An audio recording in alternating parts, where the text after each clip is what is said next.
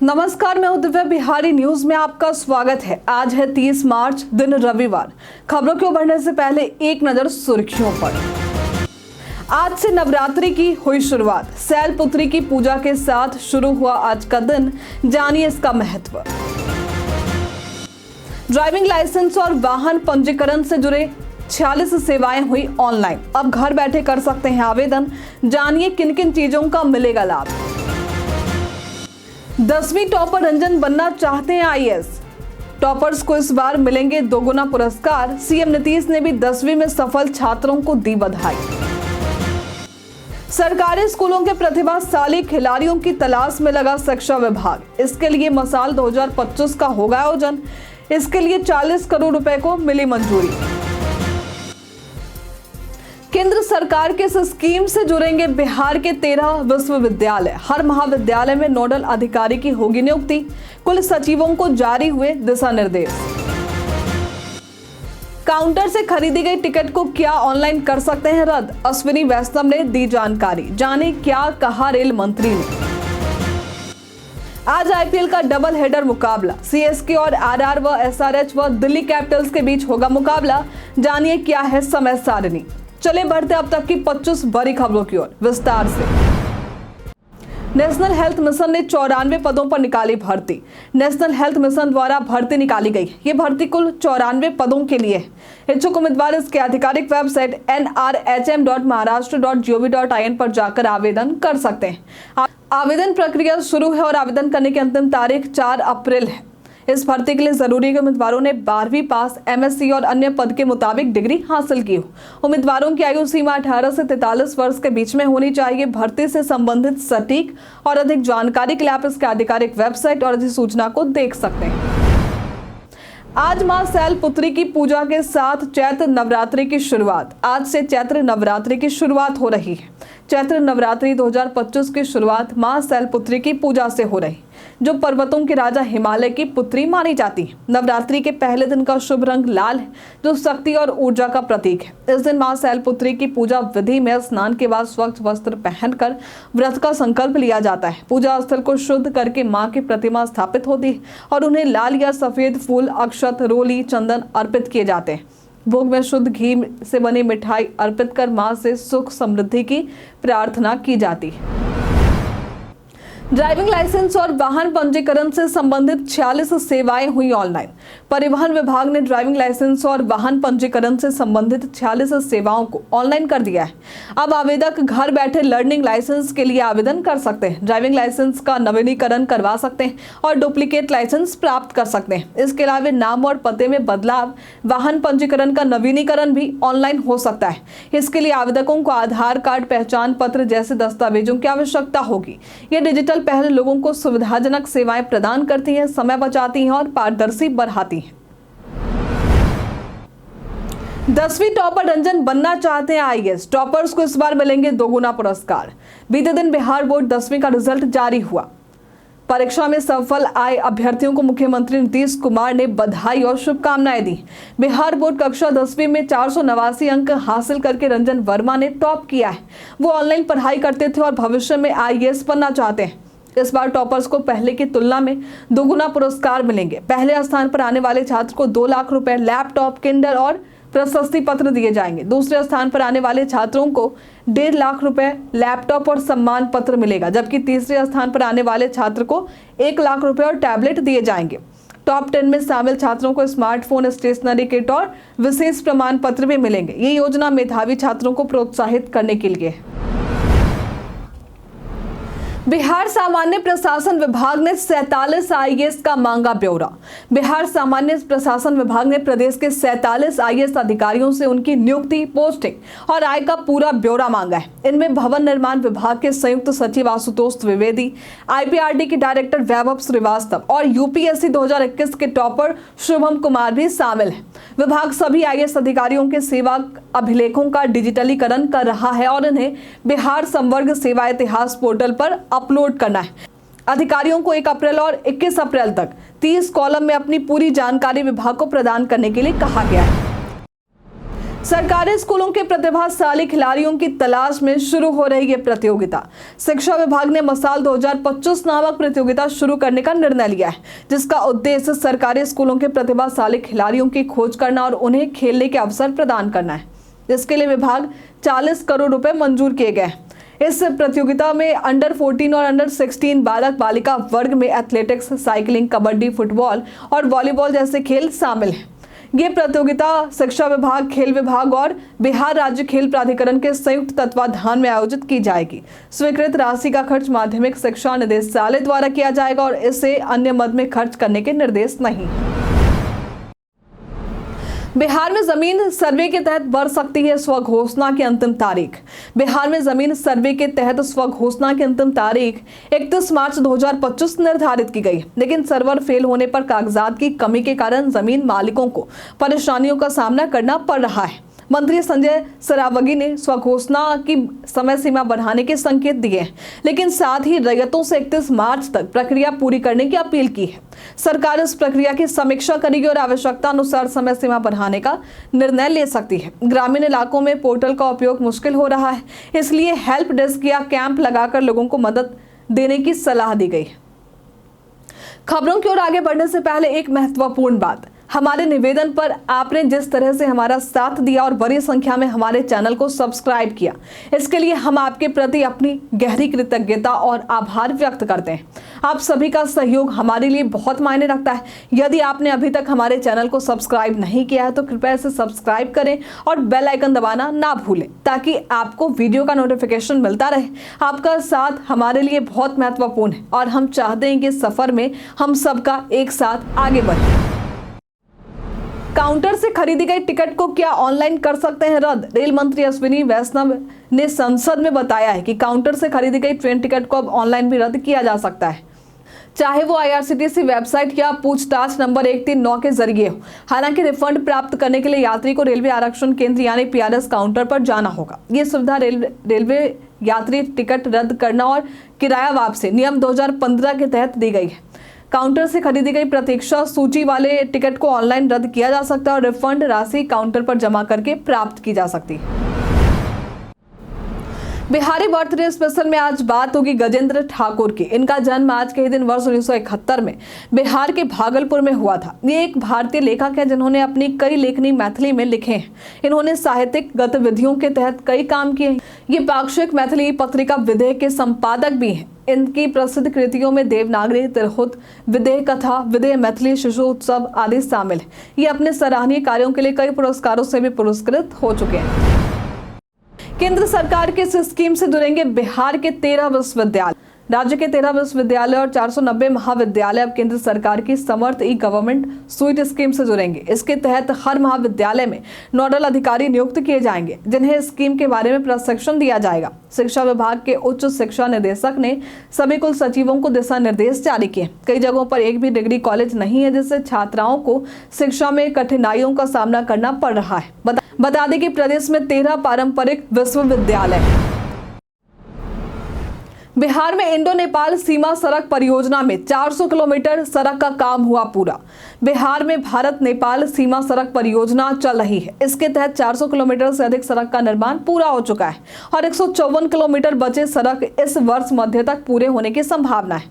इस परियोजना से पश्चिम चंपारण, पूर्वी चंपारण, सीतामढ़ी, मधुबनी, सुपौल, अररिया और किशनगंज जिलों को सीधे कनेक्टिविटी मिलेगी। इससे सामाजिक, आर्थिक और पर्यटन विकास को बढ़ावा मिलेगा। साथ ही भारत नेपाल सड़क संपर्क मजबूत होंगे।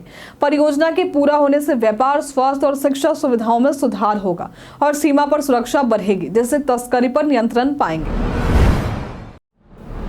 सीएम नीतीश ने सहायक उर्दू अनुवादकों को दिया नियुक्ति पत्र। 715 सहायक उर्दू अनुवादकों को मुख्यमंत्री नीतीश कुमार ने नियुक्ति पत्र प्रदान किया है। इस कार्यक्रम में 50 अनुवादकों को मुख्यमंत्री सचिवालय में और शेष को जिलों में नियुक्ति पत्र दिए गए। सीएम ने बताया कि वर्ष 2005 से पहले इन पदों की संख्या केवल 449 थी, जो 2018 में बढ़कर 1653 हो गई। अब पदों को दोगुना कर 3306 किया जाएगा। ये वृद्धि उर्दू भाषा के प्रचार प्रसार और कार्यकुशलता के लिए दी जा रही है, जिन्होंने अधिकारियों को खाली पदों पर शीघ्र भर्ती करने के निर्देश दिए। कि आपका एसी कमरे को ठीक से नहीं कर रहा है ठंडा, तो जानिए क्या करें। गर्मी के मौसम में यदि एसी ठीक से कूलिंग नहीं दे रहा तो आप कुछ उपाय आजमा सकते हैं। पहले एसी के कूलिंग फिल्टर को साफ करें क्योंकि गंदगी जमा होने से हवा बाहर नहीं आ पाती। साथ ही आउटडोर यूनिट की सफाई भी करें क्योंकि गंदगी वहां भी जमा हो सकती है। इसके अलावा एसी के कूलिंग मोड को सही तरीके से सेट करना जरूरी है क्योंकि गलत सेटिंग से ठंडी हवा नहीं आती। इन उपायों को अपनाकर आप एसी की कूलिंग को बेहतर बना सकते हैं और गर्मी से राहत पा सकते हैं। बिहार की सब्जियों को अंतर्राष्ट्रीय बाजार में पहुंचाने के लिए मोबाइल ऐप होंगे विकसित। बिहार सरकार कृषि और सहकारिता क्षेत्र को सशक्त बनाने के लिए कई योजनाओं पर काम कर रही है। इसमें मक्का, दलहन, तिलहन फसलों को पैक्स से जोड़ना, 100 नए किसान उत्पादक संगठन यानी FPO बनाना और पैक्स केंद्रों का विस्तार शामिल है। महिला दुग्ध उत्पादक समितियों को बढ़ावा दिया जाएगा और सहकारी समितियों को बैंक मित्र के रूप में विकसित किया जा रहा है। इसके अलावा बिहार के सब्जियों को अंतर्राष्ट्रीय बाजार में लाने के लिए मोबाइल ऐप विकसित किया जा रहा है। इसकी जानकारी कृषि मंत्री प्रेम कुमार ने दी।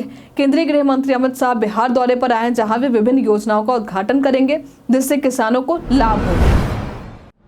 पीएम ग्रामीण आवास योजना के तहत चल रहे सर्वे की बढ़ी तारीख। प्रधानमंत्री ग्रामीण आवास योजना के तहत चल रहे सर्वे की अंतिम तारीख को 1 माह बढ़ाकर 30 अप्रैल कर दिया गया है। ग्रामीण विकास विभाग के सचिव लोकेश सिंह ने केंद्र सरकार के पत्र को हवाला देते हुए ये जानकारी दी। अब तक 40 से अधिक आवास विहीन परिवारों की पहचान की जा चुकी है। सर्वे पंचायत स्तर पर सचिव, रोजगार सहायक, आवास मित्र और अन्य कर्मियों की मदद से किया जा रहा है। सभी उप विकास आयुक्तों को पात्र परिवारों की पहचान 30 अप्रैल तक पूरे करने के निर्देश दिए गए। व्हाट्सएप स्टेटस में अब म्यूजिक ऐड करने की मिलेगी सुविधा। मेटा ने व्हाट्सएप के लिए एक नया फीचर जारी किया है जिससे यूजर्स अपने स्टेटस अपडेट में म्यूजिक ऐड कर सकते हैं।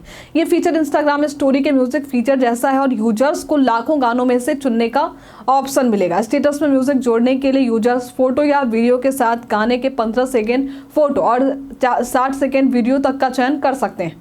ये फीचर स्टेटस में इमोशंस को बेहतर तरीके से व्यक्त करने का मौका देता है और status update end to end encrypted रहेगा। बिहार में बढ़ रहा गर्मी का सितम। प्रदेश में गर्मी का सितम बढ़ता ही जा रहा है। अभी से ही गर्मी अपने चरम स्तर पर पहुंच चुकी है। प्रदेश में आज का मौसम शुष्क रहने की संभावना जताई जा रही है। प्रदेश में आज का अधिकतम तापमान 36 से 38 डिग्री रहने की संभावना है। वहीं न्यूनतम तापमान 18 से 20 डिग्री रहने की संभावना है। मौसम को लेकर कोई अलर्ट जारी नहीं है, हालांकि गर्मी से सतर्क रहने की जरूरत है। मुजफ्फरपुर से 21 कार्टन विदेशी शराब जब्त। मुजफ्फरपुर के अहियापुर थाना क्षेत्र में पुलिस ने गुप्त सूचना के आधार पर एक लावारिस कार से 21 कार्टन विदेशी शराब जब्त किए। कार की तलाशी के दौरान एक तहखाना मिला जिसमें शराब छिपाई गई थी। पुलिस ने कार को जब्त कर थाना लाया और शराब की गिनती की। सीसीटीवी फुटेज की जांच में कुछ कारोबारियों के नाम सामने आए जिनकी गिरफ्तारी के लिए छापेमारी जारी है। अहियापुर थानेदार रोहन कुमार ने बताया कि जल्द ही आरोपियों को गिरफ्तार किया जाएगा। राजधानी जलाशय इको टूरिज्म के रूप में होगा विकसित। बिहार सरकार ने राजधानी जलाशय को इको टूरिज्म और संरक्षण स्थल के रूप में विकसित करने के लिए 7 से 7.5 करोड़ रुपए की योजना को मंजूरी दी। इस परियोजना में जलाशय का सौंदर्यीकरण, जैव विविधता संरक्षण और पर्यावरण संवेदनशील जोन के रूप में विकसित होगा। पर्यटकों के लिए इंटरप्रिटेशन सेंटर भी बनेंगे जहां वे स्थानीय और प्रवासी पक्षियों के बारे में जानकारी प्राप्त कर पाएंगे। इसके अलावा राज्य भर में ग्रीन जोन और वेटलैंड्स के संरक्षण पर ध्यान दिया जा रहा है। वाल्मीकि टाइगर रिजर्व का भी विकास किया जाएगा जिससे पर्यटन और रोजगार के अवसर बढ़ेंगे। पहली कक्षा में नामांकन के लिए प्रदेश में चलेगा अभियान। राज्य में सभी बच्चों का कक्षा पहली में नामांकन कराने के लिए 1 से 15 अप्रैल तक नामांकन अभियान चलाया जाएगा। यह अभियान खासकर 6 वर्ष के बच्चों के लिए। शिक्षा विभाग ने इस अभियान की तैयारी शुरू कर दी है जिसमें आंगनबाड़ी सेविका और सहायिकाओं की मदद ली जाएगी। नामांकन के लिए बच्चों की सूची विद्यालय प्रधानाध्यापकों को दी जाएगी, खासकर जिनके पास जन्म प्रमाण पत्र और आधार कार्ड नहीं है। जिलों को नामांकन के निर्देश दिए गए हैं और जिला शिक्षा पदाधिकारी अभियान की निगरानी करेंगे। अभियान का राज्य भर में प्रचार प्रसार किया जाएगा और अभिभावकों को प्रेरित किया जाएगा। खास पाठ्यक्रम भी तैयार किया गया है। सड़क परियोजनाओं में तेजी लाने के लिए अभियंताओं को मिलेगा प्रशिक्षण। राज्य में सड़क परियोजनाओं में तेजी लाने के लिए पथ निर्माण विभाग के 37 कनीय अभियंताओं को भू अर्जन और राजस्व से संबंधित 2 दिवसीय प्रशिक्षण शनिवार से शास्त्री नगर स्थित सर्वे प्रशिक्षण संस्थान में शुरू हुआ। राजस्व एवं भूमि सुधार विभाग के अपर मुख्य सचिव दीपक कुमार सिंह ने कहा है कि प्रशिक्षण सड़कों के निर्माण में भू अर्जन में होने वाली देरी को दूर करेगा। अगले बैच में 37 और अभियंताओं को प्रशिक्षण दिया जाएगा। विभाग के अधिकारियों ने परियोजनाओं में समयबद्धता सुनिश्चित करने के लिए इस तरह के प्रशिक्षण को जरूरी बताया। पटना नगर निगम में 2854 करोड़ रुपए का बजट हुआ पास। पटना नगर निगम ने वित्तीय वर्ष 2025-26 के लिए 2854 करोड़ रुपए का बजट पास किया है। इसमें 365.59 करोड़ केंद्र सरकार, 810.06 करोड़ राज्य सरकार और 408.85 करोड़ नगर निगम का अपना फंड होगा। बजट में बुनियादी ढांचे, सफाई, जलापूर्ति और सड़कों के विकास पर जोर दिया गया है, जिनमें 150 करोड़ रुपए का प्रावधान है। गर्मी में पानी की कमी दूर करने के लिए सबमर्सिबल पंप लगाए जाएंगे। विपक्ष ने बजट पर हंगामा किया, खासकर पार्षदों को मिलने वाली राशि पर। इसके अलावा होर्डिंग से कमाई का मुद्दा भी उठाया गया है। आज आईपीएल का डबल हेडर मुकाबला है जो सीएसके और आरआर के व एसआरएच और दिल्ली कैपिटल्स के बीच होगा। आईपीएल के 18वें सीजन के 11वें मुकाबले में चेन्नई सुपर किंग्स और राजस्थान रॉयल्स गुवाहाटी में भिड़ेंगे। आरआर ने पहले 2 मैचों में संघर्ष किया है, जबकि सीएसके की स्पिन जोड़ी जडेजा और अहमद की भूमिका महत्वपूर्ण होगी। मैच में दोनों टीमों को जीत की राह पर लौटने की उम्मीद है, खासकर आरआर के लिए। वहीं दूसरी तरफ आईपीएल 2025 में सनराइजर्स हैदराबाद और दिल्ली कैपिटल्स के बीच मैच विशाखापट्टनम में होगा। दिल्ली ने अपना पहला मैच जीत लिया, जबकि हैदराबाद को 1 जीत और 1 हार का सामना करना पड़ा। केएल राहुल की वापसी से दिल्ली मजबूत हुई है, जबकि हैदराबाद की बल्लेबाजी भी शानदार रही। पिच बल्लेबाजों के लिए अनुकूल होगी। समय सारणी की बात करें तो दिल्ली कैपिटल्स और सनराइजर्स हैदराबाद के बीच ये मुकाबला दोपहर के 3:30 बजे तक होगा। राजस्थान रॉयल्स और चेन्नई सुपर किंग्स के बीच ये मुकाबला शाम के 7:30 बजे आयोजित होगा। तो आईपीएल की इन 4 टीमों में आपकी फेवरेट कौन सी टीम है, हमें कमेंट में लिखकर जरूर बताइए। कई कारणों से दर्ज है भारत के इतिहास में आज की तारीख। आज के दिन वर्ष 1919 में महात्मा गांधी ने रॉलेट एक्ट का विरोध करने की घोषणा की थी। आज के दिन वर्ष 1949 में राजस्थान राज्य की स्थापना हुई थी। आज के दिन वर्ष 1992 में सत्यजीत रे को Oscar life time achievement honorary से नवाजा गया था। आज के दिन वर्ष 1997 में कांग्रेस ने 10 महीने पुराने एचडी देवगौड़ा सरकार से कमजोर नेतृत्व का हवाला देते हुए समर्थन वापस ले लिया था, जिसके बाद साल में तीसरी बार सरकार बदली थी। 1 अप्रैल से बदल जाएंगे एसबीआई क्रेडिट कार्ड से जुड़े नियम। अगर आप एसबीआई खाता धारक हैं तो ये खबर आपके लिए जरूरी है। एसबीआई कार्ड ने 1 अप्रैल 2025 से अपने रिवॉर्ड पॉइंट्स प्रोग्राम में बदलाव किए हैं, जिनमें कुछ ऑनलाइन लेन देन और यात्रा से संबंधित खरीदारी पर मिलने वाले रिवॉर्ड पॉइंट्स में कमी की गई है। सिंपली क्लिक एसबीआई कार्ड पर स्विगी पर रिवॉर्ड पॉइंट्स 10x से घटाकर 5x कर दिया गया है, जबकि कुछ अन्य राइट्स पर 10x पॉइंट्स मिलते रहेंगे। एयर इंडिया, एसबीआई प्लैटिनम और सिग्नेचर कार्ड पर एयर इंडिया के टिकट खरीदारी पर रिवॉर्ड पॉइंट्स में भी कमी की गई है। हम प्रतिदिन आपसे 5 ऐसे जरूरी सवाल पूछेंगे और उसके जवाब बताएंगे जो कि बीपीएससी, बिहार पुलिस दरोगा समेत एसएससी जैसे अन्य प्रतियोगी परीक्षाओं में काम आएंगे।